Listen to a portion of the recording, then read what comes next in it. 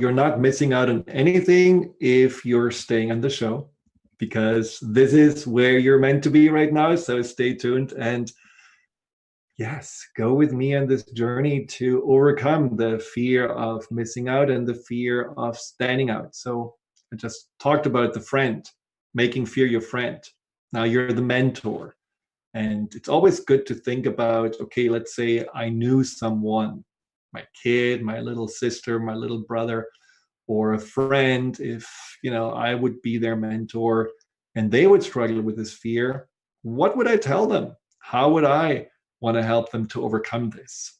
See, the beauty about when you are going out of the fear identity, where you feel this is all who I am, and realizing, no, this is a part of me, and I know there is another part of me that doesn't want it and that can actually look at it differently and change it, you already have a greater boundary, a greater distance between yourself and the fear, and then you can much easier also be aware what is actually what you're doing to get into that pattern and into this fear mode.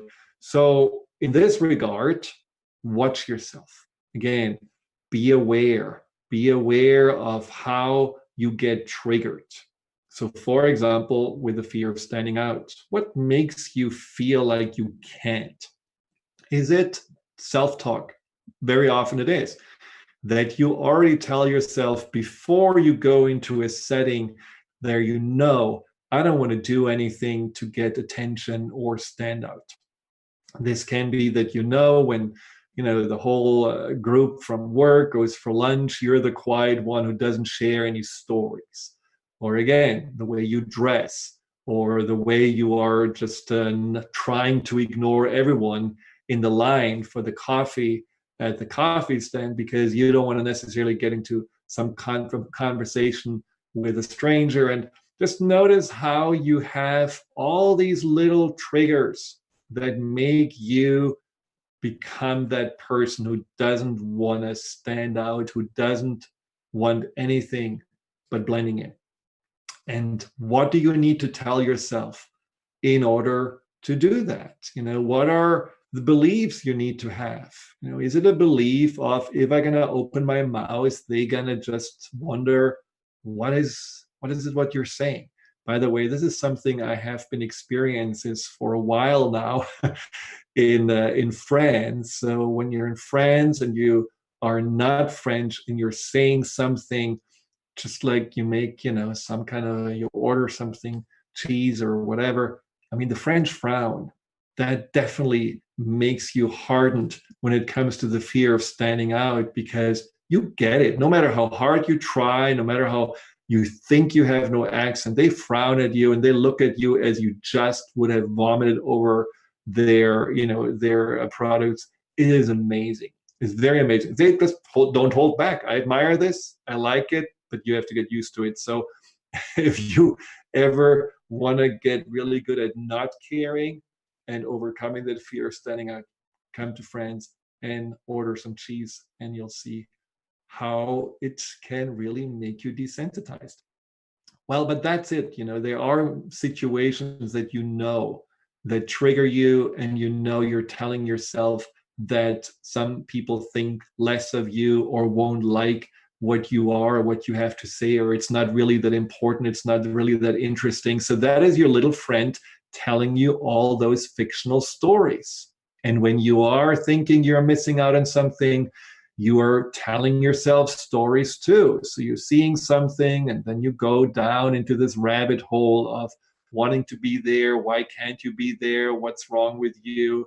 Why can't you have something like this? And then you go and basically completely bash yourself at the end. So what's important is that you are avoiding two things. One is avoiding the triggers. So try to just limit, as long as you want to overcome this fear of missing out, limit the time you're spending on social media. Oh my God. No, I'm not taking something vital away from you. I'm just telling you, limit it to a little bit. Let's say, instead of hours a day, maybe just 20 minutes a day. And really, when you are going to social media, already be clear that your mantra, your mindset is not jealousy, comparison, fear. It is actually this mindset of, oh, I'm happy for them. Oh, I'm getting inspired.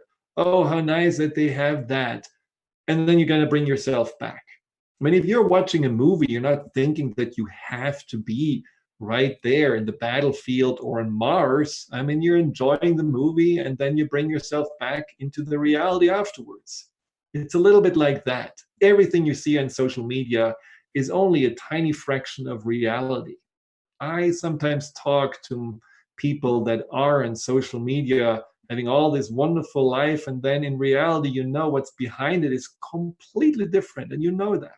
So it's watching a movie and nothing else. So if you have that mindset, engage a little bit in it, and then come back and focus on your current life.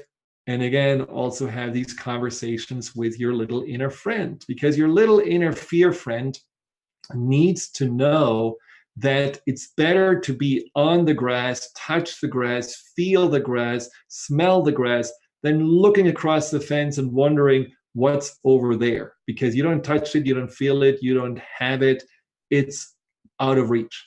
And so just reminding that part of you about the presence and the gift of being in the present, that in itself can change that feeling of something else is more important. And it's not an instant process. It takes a little time. And the fear of standing out, you just also, similarly to what I said just about the missing out, just really have a conversation with this little inner friend and talk about that it's safe.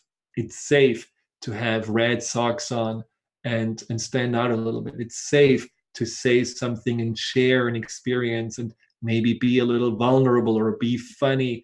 It's safe for people to first wonder what happened, how is it that this person has a voice, and then get used to it. It's safe to be yourself. You don't have to lay it out all at once. You don't have to completely expose yourself. You just do it gradually and gradually finding out that, oh, wow, I'm not spontaneously combusting. The earth is still turning. All is well when I am more standing out and no longer become that invisible person. So these are things that you can teach yourself and that you can teach that part of you, that it's safe and that it's desirable to be present, and that in itself makes a difference. Again, you have to want it. But I think when you realize that this, and this is the second F, gives you freedom, freedom to finally enjoy your life, freedom to finally be yourself, freedom to create what you want and not just go after what others have. That freedom can also then open up whole new worlds for you and whole new experiences that otherwise would not be possible, because you are opening up to the life that you're supposed to have and the person that you're supposed to be, and not anything else that you try to copy or fit in. Now, to make this even stronger, what really works well is to, once you get a little bit pulled into the fear, you interrupt it, you stop the trigger, put the tablet down, or just, feel like I'm not making myself smaller. I'm actually right away saying just a little comment to know that it's safe. But then afterwards, really put your mind to something pleasant. That means do something that your mind is then realizing, oh, it's actually a pleasant experience to not engage in this fear, to not go down this pattern. And it's almost like a reward for your mind that in that moment it says, oh, I don't have to actually look for danger anymore. I can actually get the joy when I'm not having fear. And it's a greater joy than I ever had before, when I was just looking always for other people's reactions or other people's experiences. So that joy can be a nice music. It can be reading just a pleasant book. It can be something. It's not distraction. It's not like distract yourself from something. It's more like a sense of rewarding and rewiring yourself to joy and pleasure and being in the experience of that freedom of having your own experience and being more in the here and now, in the within you, and not so much in that mindset of others or in that world of others. And that is something where you can really gradually overcome this obsession with. Now, what's really hard for people often is to say, well, okay, now I'm really battling myself. I'm really watching. I don't want this anymore. But that's not necessarily that relationship to befriending your fears. And that's not necessarily freedom, because that becomes a chore. That becomes something that you're actually resisting. Some of my clients at the beginning tell me, oh, I hate to do my homework. But the homework is not about getting graded or pleasing a teacher or measuring up to something. That these tools that I'm sharing with you are really just about empowerment. They are about you giving back to yourself, giving yourself your own friendship, giving yourself that freedom, and ultimately also gaining fulfillment. And that's the third F, fulfillment from it. Because when you do it from a place of love, when you do it from a place of, I want to be good to myself, I want to please myself, I want to grow, then it is certainly something that is way more enjoyable. Now, before we go to the break, here is a phone number to call in: 800-930-2819, 800-930-2819. I certainly would love to hear from you. And if you have any questions or comments, call in now. We will be right back. Welcome back. Fear of missing out and fear of standing out. Well, we went through becoming aware of where it comes from and how to start to overcome it. Then next step, the last step, is not just to overcome it, because I think overcoming something, then what? You overcame it, and then you're standing there in front of an empty canvas and you don't really know. So what am I now if I'm not afraid of these things? So the next step, and that step that really makes that change permanent, is the outgrowing step. Who do I want to grow into?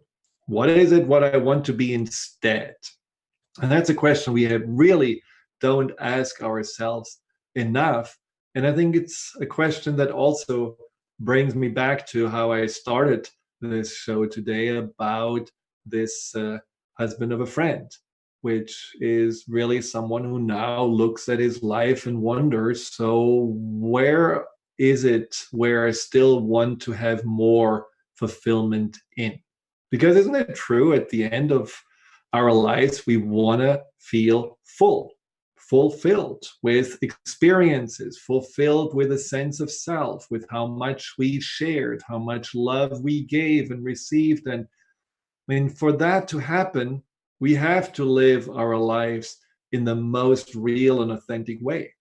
For that to happen, we cannot hold ourselves back, and we cannot let ourselves be distracted by others and their shiny objects. For that, we really have to feel grounded and centered and present with that what we have right in front of us, with that is our path, and with that is us.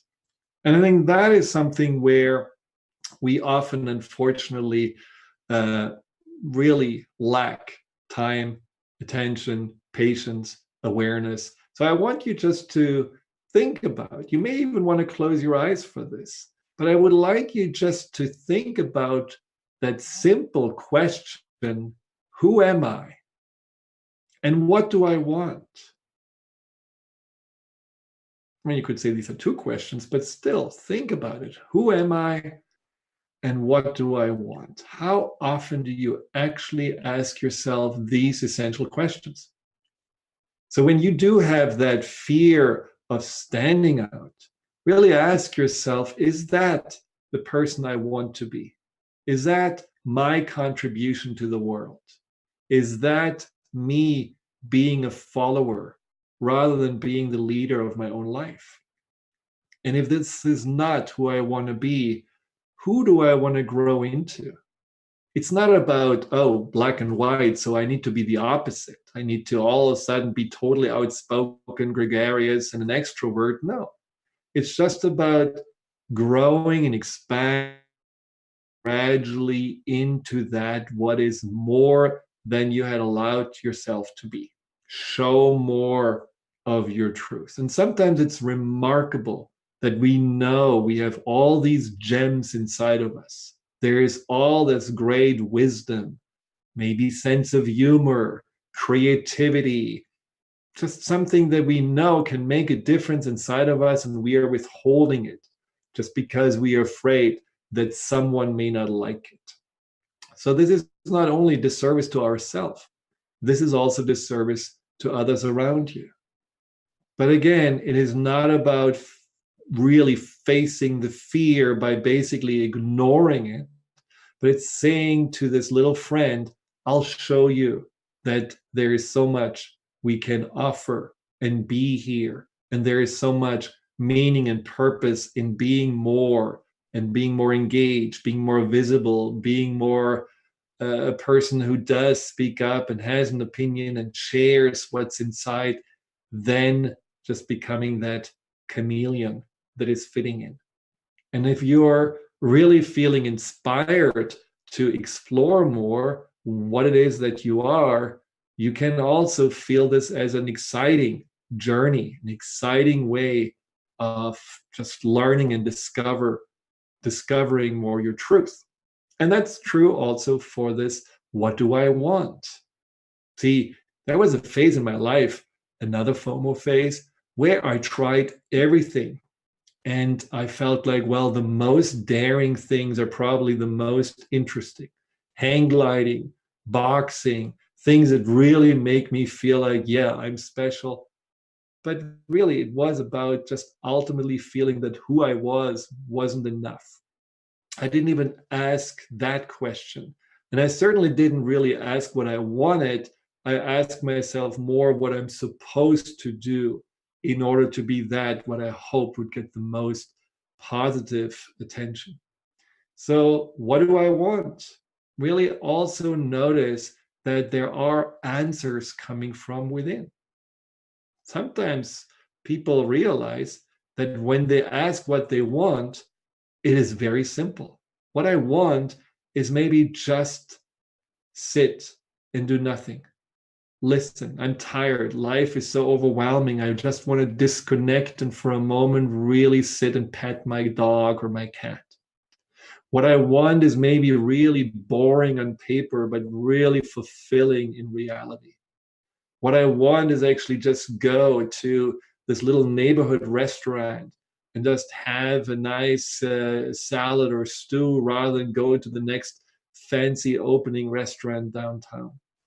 Just allow yourself to be honest with what you want. It may not be the most flashy, but it may be the most real and it may be the most fulfilling. And then, really, as you're discovering, like you discover more gradually who you are, and it's safe for you to be that person who you are, discover also gradually that what you want is absolutely enough and that it is for you to really more and more enjoy that what you want from an authentic place.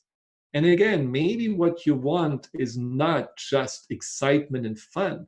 Maybe what you really want is more a sense of purpose or being more involved or engaged, or maybe it's about sharing more who you are and making more a difference for others.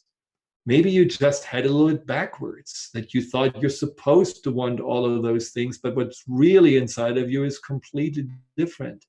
Follow that and just trust that when you spend a little bit of time with that deeper inner wisdom, when you're listening a little bit more to these simple questions, who am I and what do I want? There is a process that happens that's unfolding into a complete, true, authentic, and fulfilling way of living. Way more fulfilling than chasing after something, and way more fulfilling than trying to fit in and please others by simply being quiet. Take that risk and get the reward of just living your true, empowered, and authentic self. Until next time, thank you for tuning in. Thank you for rewatching on my YouTube channel, Dr. Friedemann Schaub. And if you have any questions or are interested in my work, go to drfriedman.com, which will very soon be a brand new website. Right now it goes to the fearandanxietysolution.com, but you will soon see a fabulous new web experience. Take good care. Goodbye.